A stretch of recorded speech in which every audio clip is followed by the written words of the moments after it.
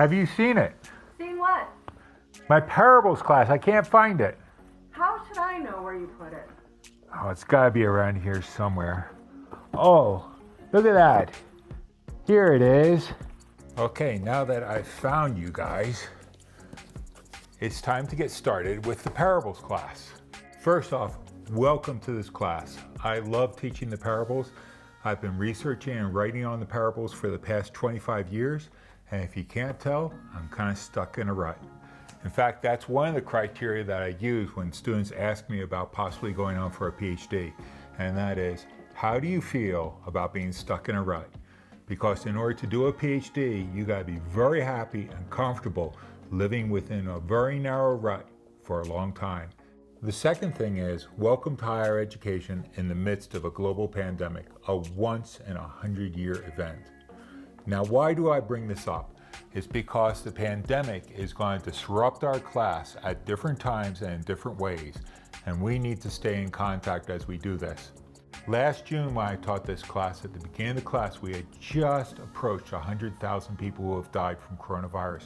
Now, 6 months later, we're over 350,000.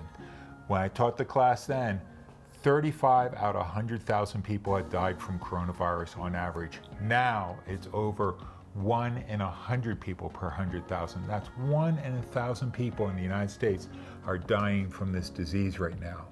Why do I bring this up? Because as a class, in fact, 2 classes, we've got 60 students plus myself and Daniel Stevenson, our TA.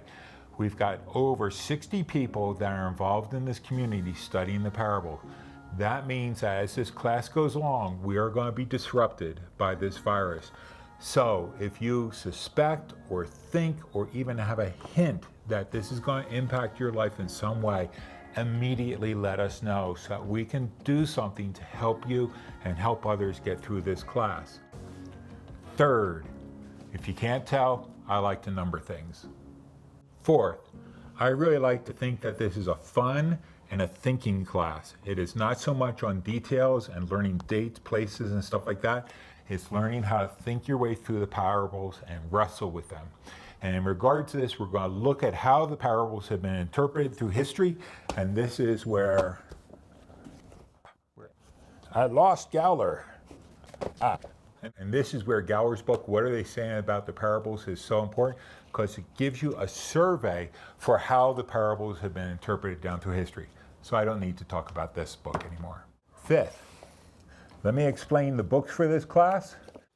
The first one is the Synopsis that is edited by Kurt and Barbara Alon from the United Bible Societies. This is an excellent resource. If you didn't buy it when you did your New Testament introduction class, this is the time to get it.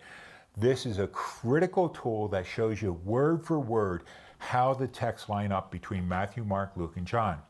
And if you have had Greek, you can get one that has the Greek and English side by side, so you can actually compare the Greek words along with the English words. However, in regard to this, Turner's book, The Literary Mind, is one that you're going to have to wrestle with.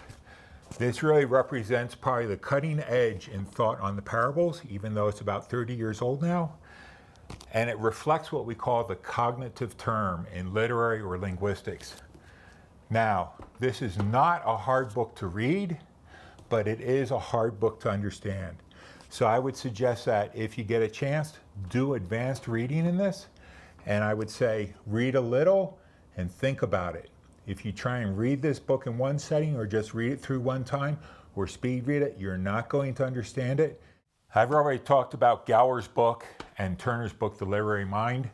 Another one we need to talk about is Bernard Brandon Scott's book, Reimagining the World. He takes a very, very radical look at the parables, and I always try and pick out one text that will challenge your understanding of the biblical text, and that's his.